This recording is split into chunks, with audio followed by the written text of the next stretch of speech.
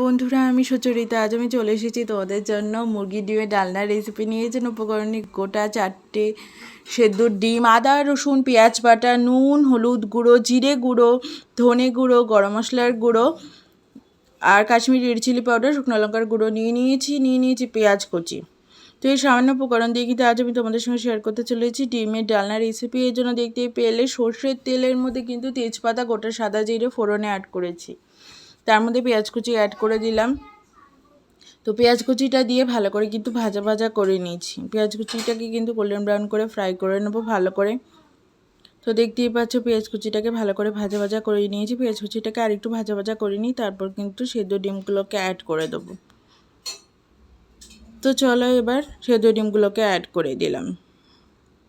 তো সেদ্ধ ডিমগুলোকেও এবার একটু কিন্তু ভাজা করে নেবো, হালকা লালচে করে কিন্তু ডিমগুলোকে ভাজা করে দেওয়া। ডিমের গা কিন্তু আমি হালকা চিড়ে দিয়েছিলাম যাতে করে ডিমগুলো যেন ভাজার সময় ফেটে না যায়। তো দেখতেই পাচ্ছ আমি ডিমগুলোকে কিন্তু ভাজা করে নিয়েছি বেশ অনেকটা। তো দিলাম ডিমগুলোকে ভালো করে ভাজা করে নিলাম। তো এবার রান্নার নেক্সট ধাপে চলে যাই। চলো, সমস্ত ড্রাই স্পাইসেস আদা রসুন পেঁয়াজ বাটাটাকে এবার আমি জলে গুলে একটা থিক পেস্ট তৈরি করে নিয়েছি। তো এটাকে গ্রেভির জন্য ইউজ করবো। এদিকে দেখতেই পাচ্ছ ডিম ভাজা কিন্তু সম্পূর্ণ কমপ্লিট হয়ে গেছে, কতটা কিন্তু লালচে ভাব এসে গেছে। আর কিন্তু আমি বেশি ভাজা করবো না। এবার আমি গ্রেভির জন্য কিন্তু প্রিপারেশান নিয়ে নেব। তো ভালো করে ভাজা করে নিয়েছি। এবার কিন্তু আমি গ্রেভিটা কিন্তু তৈরি করে নিয়েছি। এবার কিন্তু মশলার পেস্টটাকে কিন্তু আমি ডিম পেঁয়াজ ভাজার মধ্যে অ্যাড করে দিলাম, দিয়ে ভালো করে কিন্তু সাঁতলিয়ে নিচ্ছি। তো আদা রসুন পেঁয়াজের থেকে কাঁচা ভাব কাটিয়ে নেব এবং ড্রাই স্পাইসেসগুলোকে ভালো করে একটু কষিয়ে নেব।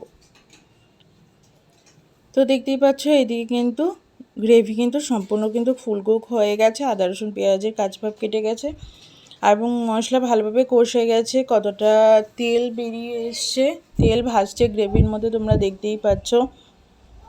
দিয়ে ভালো করে আরেকটু কষিয়ে নিচ্ছি। তো এবার জল দিয়ে কিছুক্ষণের জন্য আরেকটু ফুটিয়ে নেব। তো সামান্য পরিমাণ জল অ্যাড করছি, যেহেতু ডাল না খুব একটা জল ভালো লাগে না, তো হালকা একটু কষিয়ে কিন্তু রান্না করলে খেতে বেশি ভালো লাগে।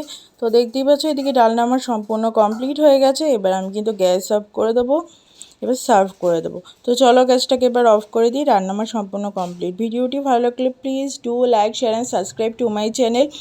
অবশ্যই তোমরা এই রেসিপিটা কিন্তু ট্রাই করো। রুটির সাথে কিন্তু দারুণ লাগে, চাপাটির সাথে নানের সাথে দারুণ লাগে, এছাড়া ভাতের সাথেও কিন্তু খারাপ লাগে না। তো আজকের মতো টাটা।